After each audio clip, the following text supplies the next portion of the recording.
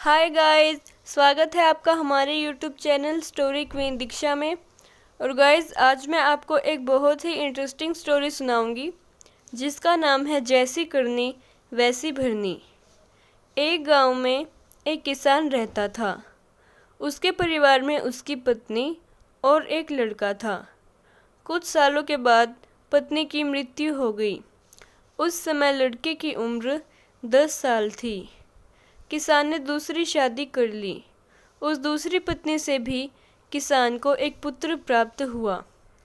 किसान की दूसरी पत्नी की भी कुछ समय के बाद मृत्यु हो गई। किसान का बड़ा बेटा जो पहली पत्नी से प्राप्त हुआ था, जब शादी के योग्य हुआ तब किसान ने बड़े बेटे की शादी कर दी। फिर किसान की भी कुछ समय के बाद मृत्यु हो गई। किसान का छोटा बेटा जो दूसरी पत्नी से प्राप्त हुआ था और पहली पत्नी से प्राप्त बड़ा बेटा, दोनों साथ साथ रहते थे। कुछ टाइम के बाद किसान के छोटे लड़के की तबीयत बहुत खराब रहने लगी। बड़े भाई ने कुछ आसपास के वैद्यों से इलाज करवाया, पर कोई राहत नहीं मिली। छोटे भाई की दिन भर तबीयत बिगड़ती ही जा रही थी और बहुत खर्चा भी हो रहा था। एक दिन बड़े भाई ने अपनी पत्नी से सलाह की कि यदि ये छोटा भाई मर जाए तो हमें इसके इलाज के लिए पैसे खर्च नहीं करने पड़ेंगे और जायदाद में आधा हिस्सा भी नहीं देना पड़ेगा। तब उसकी पत्नी ने कहा कि क्यों न किसी वैद्य से बात करके इसे जहर दे दिया जाए। किसी को पता भी नहीं चलेगा, कोई हम पे शक भी नहीं करेगा। सभी ये सोचेंगे कि यह बीमार था और बीमारी के कारण इसकी मृत्यु हो गई। बड़े भाई ने ऐसे ही किया। एक वैद्य से बात की कि आप अपनी फीस बताओ। ऐसा करना है, मेरे छोटे बीमार भाई को दवा के बहाने से जहर देना है।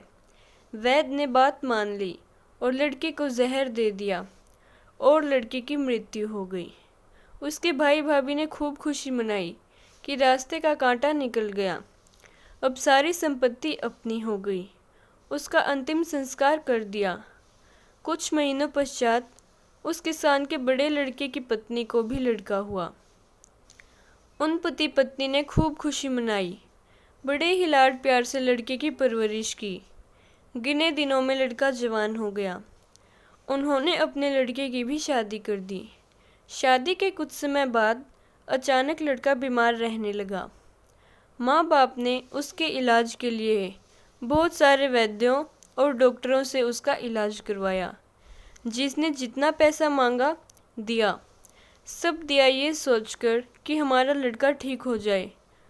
अपने लड़के के इलाज में अपनी आधी संपत्ति तक बेच दी, पर लड़का बीमारी के कारण मरने की कगार पे आ गया। शरीर इतना ज़्यादा कमज़ोर हो गया कि अस्थि पिंजर शेष रह गया। एक दिन लड़के को चारपाई पे लिटा रखा था और उसका पिता साथ में बैठा अपने पुत्र की ये दयनीय हालत देखकर दुखी होकर उसकी ओर देख रहा था। तभी लड़का अपने पिता से बोला कि भाई, अपना सब हिसाब हो गया, बस अब कफन और लकड़ी का हिसाब बाकी है, उसकी तैयारी कर लो। ये सुनकर उसके पिता ने सोचा कि लड़के का दिमाग भी काम नहीं कर रहा है बीमारी के कारण, और बोला, बेटा, मैं तेरा बाप हूँ, भाई नहीं। तब लड़का बोला, मैं आपका वही भाई हूँ जो आपने जहर खिलाकर मरवाया था। जिस संपत्ति के लिए आपने मुझे मरवाया था, मुझे अब वो मेरे इलाज के लिए आधी बिक चुकी है। आपकी शेष है, हमारा हिसाब हो गया। तब उसका पिता फूट फूट कर रोते हुए बोला कि मेरा तो कुल नाश हो गया, जो किया मेरे आगे आ गया। पर इसमें तेरी पत्नी का क्या दोष है जो इस बेचारी को जिंदा जलाया जाएगा। दोस्तों, उस समय सती प्रथा थी जिसमें पति के मरने के बाद पत्नी को पति की चिता के साथ जला दिया जाता था। तो वो लड़का बोला कि वो वैद्य कहाँ है जिसने मुझे जहर खिलाया था। तब उसके पिता ने कहा कि तुम्हारी मृत्यु के 3 साल बाद ही वो वैद्य भी मर गया था। तब लड़के ने कहा कि वही दुष्ट वैद्य आज मेरी पत्नी के रूप में है, मेरे मरने पर इसे जिंदा जलाया जाएगा। दोस्तों, हमारा जीवन जो उतार चढ़ाव से भरा होता है, इसके पीछे हमारे अपने ही कर्म होते हैं। हम जैसा बोएंगे हमें वो ही काटना होगा। कर्म करो तो फल मिलता है, आज नहीं तो कल मिलता है। जितना गहरा अधिक हो कुआं, उतना मीठा जल मिलता है। जीवन के हर कठिन प्रश्न का जीवन से ही रत्न हल मिलता है।